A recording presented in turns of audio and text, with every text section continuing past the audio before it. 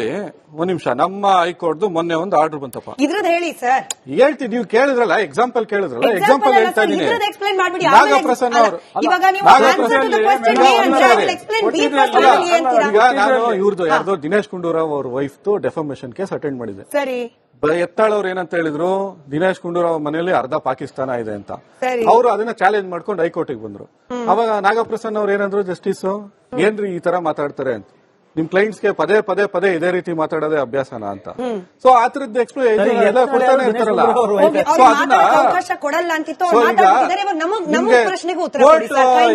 Court ಅಲ್ಲಿ ಆತರ observations ಬರೋದೆಲ್ಲ ಯಾಕೆ ಬರುತ್ತೆ ಸರ್? ಇವಾಗ ಆಯ್ತು, ನಿಮ್ ಉದಾಹರಣೆನೆ ಸರ್. ಯತ್ನಾಳ್ ಅವರು ಬಾಯಿಗೆ ಬಂದಾಗ ಮಾತನಾಡಿದ್ರು, ಅದನ್ನ ಯಾವ ಕೋರ್ಟ್ ಸರ್? ಹೈಕೋರ್ಟ್ ಯತ್ನಾಳ್ ಅವರು ಬಾಯಿಗೆ ಬಂದದನ್ನ ಮಾತನಾಡಿದ್ದಕ್ಕೇನೆ ಆ ಪದವನ್ನ ಜಡ್ಜ್ ಹೇಳಿದ್ದಾರೆ. ಇಲ್ಲಿ ಸುಪ್ರೀಂ ಕೋರ್ಟ್ ನ ಜಡ್ಜ್ ಈ ಪದವನ್ನು ನೀವು ಸರಿಯಾಗಿ ಬಂದಿಲ್ಲ, ಅಪ್ಲಿಕೇಶನ್ ಸರಿಯಾಗಿ ಬಂದಿಲ್ಲ ಅನ್ಬೇಕಿತ್ತು. ಪಾಲಿಟಿಕ್ಸ್ ಎಕ್ಸ್ಪ್ರೆಷನ್ ಪಬ್ಲಿಸಿಟಿ ಎಕ್ಸ್ಪ್ರೆಷನ್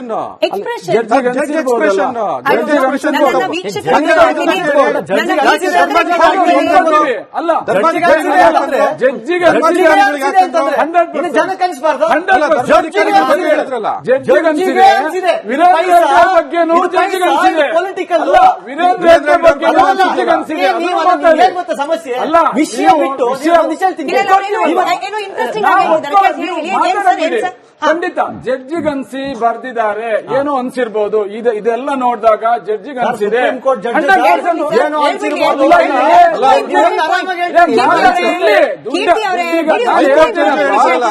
ಹೇಳ್ತೀವಿ. ಹೌದು, ಜಡ್ಜಿಗೆ ಕೊಟ್ಟಿರೋ ಅಪ್ಲಿಕೇಶನ್ ಅಲ್ಲಿ ಅದೆಲ್ಲ ಸೆಂಟೆನ್ಸ್ ಅನ್ಸಿರ್ಬೋದು, ಪೊಲಿಟಿಕಲ್ಗಾಗಿ ಬಂದಿರ್ಬೋದಂತ, ದುಡ್ಡಿಗಾಗಿ ಬಂದಿರ್ಬೋದಂತ, ಅಥವಾ ಬೇರೆ ಯಾವ್ದೋ ರೀತಿಯಲ್ಲಿ ನೀವು ಬಂದಿದ್ದೀರಂತ ಅನ್ಸಿ ಬರ್ದಿದ್ದಾರೆ.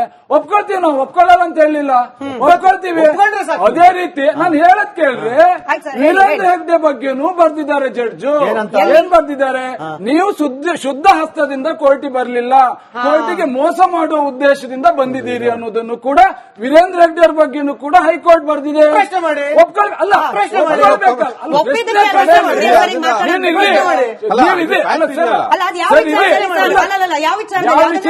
ಜಾಗದ ವಿಚಾರದಲ್ಲಿ,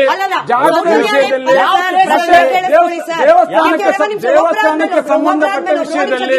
ದಿನೇಶ್ ಸರ್, ಒಂದ್ ನಿಮಿಷ. ಕರೆಕ್ಟು. ಈಗ ವೀರೇಂದ್ರ ಹೆಗಡೆ ಅವರ ಬಗ್ಗೆ ಕೋರ್ಟ್ನ ಅಬ್ಸರ್ವೇಷನ್ಗೆ ಸೂರ್ಯ ಮುಕುಂದ್ ಸರ್ ಮಾತನಾಡಿದ್ದಾರೆ, ಇವತ್ತು ಮಾತನಾಡಿದ್ದಾರೆ, ನೀವು ಮಾತಾಡಿ, ಯಾವುದೇ ಅಬ್ಜೆಕ್ಷನ್ ಇಲ್ಲ. ನಾವೇನ್ ವೀರೇಂದ್ರ ಹೆಗಡೆ ಅವ್ರ ಪರವಾಗಿ ಅಥವಾ ವಿರುದ್ಧವಾಗಿ ಮಾತನಾಡೋರಿಗೆ ಅವಕಾಶನೇ ಕೊಡಲ್ಲ ಅಂತ ಹೇಳಿ ಬೋರ್ಡ್ ಹಾಕೊಂಡಿಲ್ಲ. ನೀವು ಮಾತನಾಡ್ತೀರಾ, ಮಾತಾಡಿ, ಆದ್ರೆ ಪೂರ್ತಿ ಮಾತಾಡಿ. ಕೇಳಿಸ್ಕೊಳ್ಳಿ ಸರ್, 10 ಸೆಕೆಂಡ್ ತಾಳ್ಮೆ ಸರ್.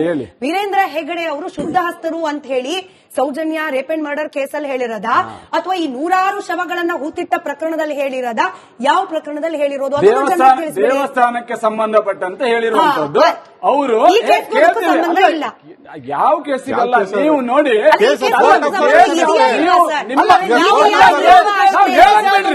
ಹೇಳಕ್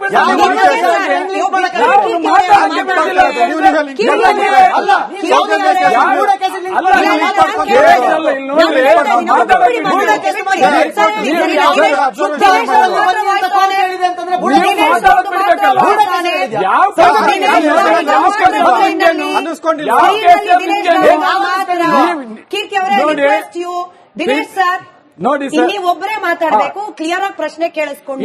ಹೌದು, ವೀರೇಂದ್ರ ಹೆಗಡೆ ಸರ್ ಕೇಳಿಸ್ಕೊಳ್ಳಿ ಸರ್. ವೀರೇಂದ್ರ ಹೆಗಡೆ ಅವರ ಬಗ್ಗೆ ನೀವು ಪ್ರಸ್ತಾಪ ಮಾಡ್ತಾ ಇರೋ ವಿಚಾರವನ್ನ ನಾನು ಅನ್ಎಡಿಟೆಡ್ ಲೈವ್ ಅಲ್ಲಿ ಬಿಡ್ತಾ ಇದ್ದೀನಿ, ನಿಮಗೂ ಮಾತನಾಡ್ಲಿಕ್ಕೆ ಅವಕಾಶ ಕೊಟ್ಟಿದ್ದೀನಿ.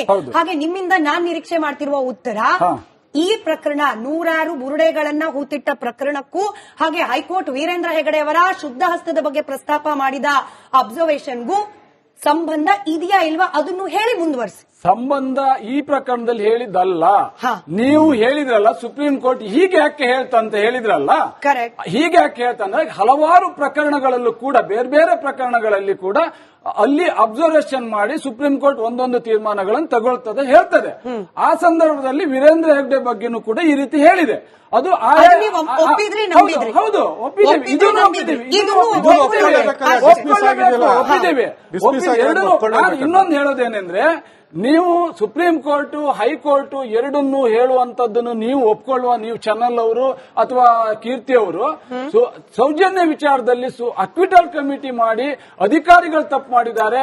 ಸಂತೋಷ್ ರಾವ್ಗೂ ಇದಕ್ಕೂ ಯಾವುದೇ ನೇರ ಸಂಬಂಧಗಳಿಲ್ಲ, ಯಾವುದೇ ಒಂದು ಅಬ್ಸಲ್ಯೂಟ್ಲಿ ನೋ ಎವಿಡೆನ್ಸ್ ಅಂತ ಎರಡೆರಡು ಬಾರಿ ಹೈಕೋರ್ಟ್ ಹೇಳಿದೆ, ಮತ್ತೆ ಲೋವರ್ ಸ್ಪೆಷಲ್ ಕೋರ್ಟ್ ಕೂಡ ಹೇಳಿದಾಗ್ಲೂ ಕೂಡ ನೀವು ಅದನ್ನು ಮೀರಿ ಚರ್ಚೆ ಮಾಡಿ ನೀವು ಹೇಳಿದಿರಿ ಅದನ್ನ ಯಾವುದನ್ನು ಕೂಡ ಇವತ್ತಿನವರೆಗೂ ಚರ್ಚೆ ಮಾಡ್ತಾ ಇಲ್ಲ.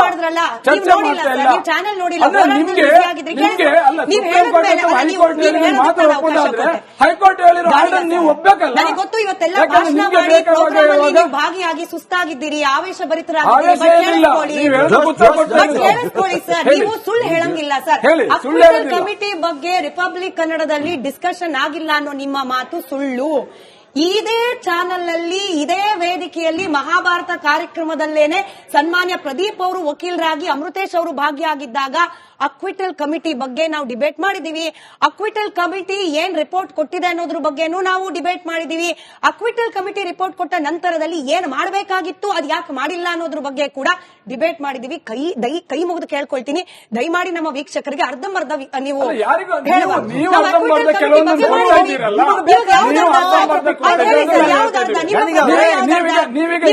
ಕಮಿಟಿ ಅಂದ್ರೆ ನಾನು ಚರ್ಚೆ ಮಾಡಿದ್ದೀನಿ ಅಂತ ಹೇಳಿದ್ದೀನಿ. ಕಮಿಟಿಯಲ್ಲಿ ಏನು ಇನ್ನೂ ಕ್ರಮ ಆಗಿಲ್ಲ, ರಶ್ಮಿ ಮೇಲೆ ಯಾಕೆ ಕ್ರಮ ಆಗಿಲ್ಲ, ಯಾಕೆ ಕ್ರಮ ಆಗಿಲ್ಲ ಮಾತಾಡಿದ್ದೀರಿ?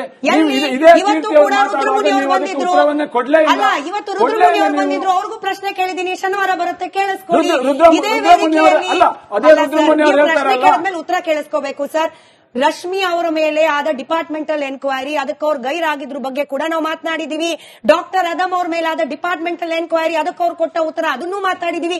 ಯಾವ್ದು ಬಿಟ್ಟಿದೀವಿ ಸರ್? ಸುಮ್ನೆ ಗಾಳಿ ಗುಂಡು ಹೊಡೆದಂಗೆ ನೀವು ಅರ್ಧ ಯಾಕೆ ಸುಮ್ನೆ ಹೇಳ್ತೀರಿ ಸರ್? ರಿಪಬ್ಲಿಕ್ ಕನ್ನಡದಲ್ಲಿ ಇಂಥದ್ದೊಂದು ವಿಚಾರ ಚರ್ಚೆ ಆಗಿಲ್ಲ ಅಂತ ನೀವು ಹೇಳಿ ಸರ್. ನಿಮ್ಮ ಮುಂದೆನೆ ಅದನ್ನ ನಾವು ಮಾಡಿದ್ದೀವಿ ಅಂತ ನಾನು ಪ್ರೂವ್ ಮಾಡಿ ತೋರಿಸೋಷ್ಟು ಕಾನ್ಫಿಡೆನ್ಸ್ ನನಗಿದೆ. ಈಗ ವಾಪಸ್ ಬನ್ನಿ ಸುಪ್ರೀಂ ಕೋರ್ಟ್ ನ ಆರ್ಡರ್. ದಿನೇಶ್ ಸರ್, ನಿಮ್ಮ ಹೋರಾಟದ ಬಗ್ಗೆ ಅಪಾರವಾದ ಗೌರವ ನಮಗಿದೆ. ಸೌಜನ್ಯ ನ್ಯಾಯ ಸಿಗಲೇಬೇಕು ಸರ್. ಬಟ್ ಇಂಥದ್ದೊಂದು ಮಾರ್ಗ ಬೇಕಿತ್ತ ಅಂತ ಹೇಳಿ ಜನ ಮಾತನಾಡ್ಕೊಳ್ಳೋಂಗ್ ಆಗೋಗ್ಬಿಡ್ತು. ಪಾಪ ಹುಡುಗಿ ಸೌಜನ್ಯ ನ್ಯಾಯ ಕೊಡಿಸಿ ಅಂತ ಹೋಗೋದ್ ಬಿಟ್ಬಿಟ್ಟು ಕೈಯಲ್ಲಿ ಬೋರ್ಡೆ ಇಟ್ಕೊಂಡು ಜೋಕ್ ಮಾಡ್ಬಿಟ್ರಲ್ಲ, ಹಿಂಗ್ ಮಾತಾಡ್ತಾರೆ ಜನ. ಖಂಡಿತ ಮಾತಾಡ್ತಾರೆ ಜನ, ಎರಡರ ಬಗ್ಗೆನೂ ಮಾತಾಡ್ತಾರೆ. ಕೆಲವೊಂದ್ ಜನ ಬುರ್ಡೆ ಸುಳ್ಳು ಅನ್ನೋ ಒಂದು ವಿಚಾರದಲ್ಲೂ ಮಾತಾಡ್ತಾರೆ. ಕೆಲವೊಂದ್ ಜನ ಅಲ್ಲಿ ಆಗಿರೋ ಅನ್ಯಾಯದ ಬಗ್ಗೆನೂ ಮಾತಾಡ್ತಾರೆ. ಸುಳ್ಳು ಜನನ ಏನ್ ಚಿಹ್ನೆಯನ್ನ ದಿಕ್ಕು ತಪ್ಪಿಸಿದ್ದಾರೆ ಅಂತ ಮಾತಾಡ್ತಾರೆ. ಎರಡನ್ನೂ ಮಾತಾಡ್ತಾರೆ. ನಾ ಹೇಳೋದು ಎರಡನ್ನೂ ಮಾತಾಡೋದನ್ನು ನಾವು ಗಮನದಲ್ಲಿ ಇಟ್ಟಿದ್ದೇವೆ. ನಮ್ಮ ಬಗ್ಗೆನೂ ಹೋರಾಟಗಾರರ ಬಗ್ಗೆನೂ ಕೆಲವೊಂದು ತಪ್ಪು ಅಭಿಪ್ರಾಯ ಹೇಳಿದ್ದಾರೆ. ಎಲ್ಲರ ಬಗ್ಗೆನೂ ಮಾತಾಡ್ತಾರೆ. ಹಾಗಂತ ಯಾರ ಬಗ್ಗೆನೂ ನೋಡಿ, ಸತ್ಯ ಯಾವತ್ತು ಸತ್ಯ ಆಗಿರುತ್ತೆ, ಯಾವತ್ತು ಸತ್ಯ ಆಗಿರುತ್ತೆ, ಸುಳ್ಳಾಗಲ್ಲ.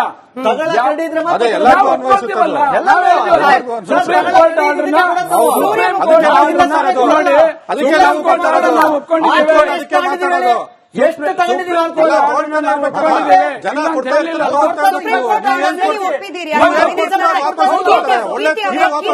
ರಿಪಬ್ಲಿಕ್ ಅಲ್ಲಿ ಕುತ್ಕೊಂಡು ಗಾಣಿಗಾವ್ ಹೇಳ್ತೀಯ, ನಾನು ಒಪ್ಕೋತೀನಿ, ಹೌದು ತಪ್ಪಾಗಿರ್ಬೋದು.